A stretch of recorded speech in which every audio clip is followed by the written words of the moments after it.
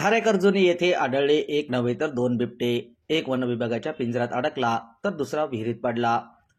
नगर तालुक्यातील खारेकरजुनी गावच्या शिवारात एक नव्हे तर दोन बिबटे 17 नोव्हेंबरला आढळून आले आहेत। एक वन विभागाने लावलेल्या पिंजऱ्यात जेरबंद झाला असून एक विहिरीत पडलेला आढळून आला। वन विभागाने पिंजऱ्यात अडकलेल्या बिबट्या पिंजऱ्यासह उचलून नेला असून विहिरीत पडलेल्या बिबट्याला बाहेर काढण्यासाठी रेस्क्यू ऑपरेशन राबविण्यात येत आहे।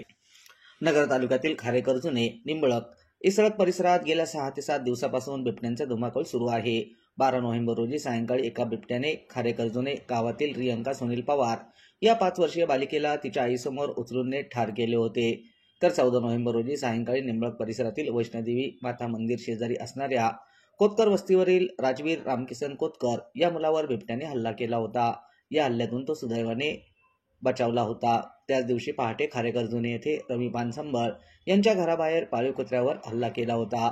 या नरभक्षक बिबट्याला ठार मागण्याची मागणी करत खारेकरजुनी, निंबळक, इसळक गावातील ग्रामस्थांनी निंबळक बायपासवर रास्ता रोको आंदोलन केले। त्यावेळी वन विभागाच्या अधिकाऱ्यांनी बिबट्याला ठार मारण्यासाठी नागपूर कार्यालयाकडे परवानगी मागितल्याचे सांगितले होते। त्यानंतर 16 नोव्हेंबर रोजी सदर बिबट्याला नरभक्षक ठरवण्यात येऊन त्याला गोळ्या घालून ठार मारण्याची परवानगीही देण्यात आली। या परवानगीनुसार वन विभागाचे पथक शार्प शूटरसह बिबट्याचा शोध घेत होते। 17 नोव्हेंबर रोजी सकाळी या परिसरात लावलेल्या 6 पिंजऱ्यापैकी एका पिंजऱ्यात बिबट्या जेरबंद झाल्याचे आढळून आले। वन विभागाच्या पथकाने बिबट्या पिंजऱ्यासह उचलून नेला। काही वेळाने दुपारी 5 वाजता गावच्या शिवारात भाळवणी रोडवर असलेल्या पानसंबळ यांच्या शेतातील विहिरीत एक बिबट्या पडलेला आढळून आला। त्यामुळे खारेकरजुनी परिसरात एक नव्हे तर 2 बिबटे असल्याचे स्पष्ट झाले। याबाबतची माहिती प्रशासनाच्या वतीने सोमवारी 17 नोव्हेंबर रोजी दुपारी 5 वाजता प्रसारमाध्यमांना देण्यात आली। काय झालं, सर्व ग्रामस्थांचं म्हणणं आहे का गेल्या आठवड्यापासून आलेलं अपयश हे त्यांनी घेऊन गेले पांघरून घालून। पिंजरा नाही नेला साहेब, त्यांनी केलेलं अपयश म्हणजे त्यांना काही करता नाही आलं, त्याला बिबट्या धरता नाही आलं, काही म्हणता आलं नाही, म्हणून त्यांनी हे थोथांड मांडलं, नाटक तयार केलं। आणि मला म्हणायचं बिबट्याला पांघरून, पिंजऱ्याला पांघरून घालण्याची काही गरज होती, हे त्यांचं अपयश पांघरून घालून तिथं नेलंय। आणि आता संबंधित वन अधिकारी काय म्हणतोय की तुम्हाला दाखवायला आणतो, आम्हाला जर बिबट्या पाहायचं तर आम्ही झू मध्ये पाहू ना। आजही आम्हाला सकाळी सकाळी बिबटी इथं दिसला ना, आम्हाला खारेकरजुन्यामध्ये दिसला। त्याच्यामुळे जे पाहायचंच जर असलं तर आम्ही उघड्यावर पाहिलंय, ते पिंजऱ्यात पाहायचं आम्हाला काय स्वाच्छंद नाही। जर तुम्हाला खरं बिबट्या धरला असतं तर तुम्ही त्या ठिकाणावरच आम्हाला गावकऱ्यांना नेलं असतं आणि म्हणले असते की हा तुमच्या गावातला बिबट्या आणि हे तुम्ही पाहावं। त्याला पांघरून घालायची काय गरज होती आणि प्रायव्हेट गाडी तयार करायची काय गरज होती? असं काय 9 नंतर त्या वन खात्याकडे परवानगी भेटत नाही का आतमध्ये बिबट्या घ्यायची?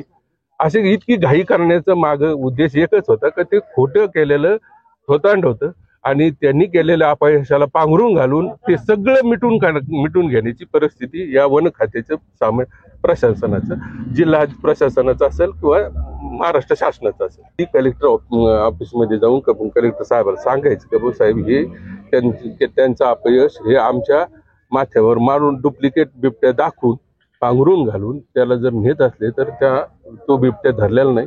आणि उद्या जर काही परत बिबट्याने जर कोणाला हे केलं म्हणजे हल्ला केला किंवा त्यानं मयत झाली तर सदोष मनुष्यवधाचा गुन्हा दाखल या DFO, RFO आणि सामान्यपणे जिल्हाधिकारी असेल किंवा महाराष्ट्राचं शासन असेल यांच्यावर गुन्हा दाखल करावा। झोपातून उठलो, त्यांनी मला सांगितलं का बाबा पिंजरा शिफ्ट करायचा, म्हणून मी तिथे गेल्यानंतर गाडी लावली, त्यांनी पिंजरा उचलला, गाडीमध्ये टाकला, पुढून रगी आणि पाठीमागून रगी टाकल्या गाडीला, पिंजऱ्याला गाडीमध्ये पिंजरा ते बांधून घेतला त्यांनी दावेने आणि ते म्हणले आमच्या गाडी मागे चालायचं, म्हणून मी त्यांच्या गाडी मागे गेलो। तर त्यांनी मला नगरला नेल्यानंतर मग ते पुलाखाली ज्यावेळेस गेल्यानंतर फोन आले का बाबा तुझ्या गाडीमध्ये पिंजऱ्यामध्ये बिबट्या आहे काय? मी म्हणलं नाही बाबा तसं काय नाही। तर त्यांनी काय म्हणलं साहेब पिंजऱ्यात आपल्या बिबट्या आहे का? ते म्हणले नाही ते रान मांजरे म्हणले आणि ते घेऊन जायचं आपल्याला।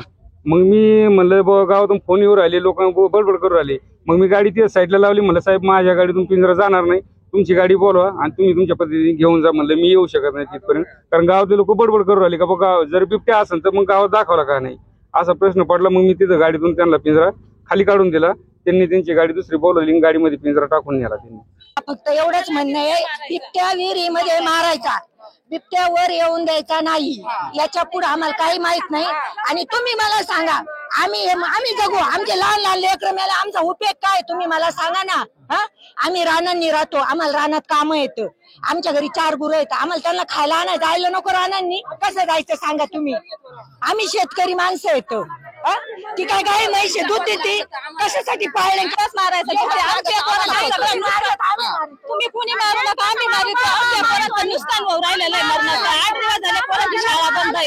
तुमचे पोरं सगळे विषी मध्ये राहते, त्याला आम्हाला काहीच हे नाही. आम्हाला बिबट्या विहिरीतच मारायचं आहे. तुम्हाला नसतं मारायचं तर आम्ही महिला मारितो.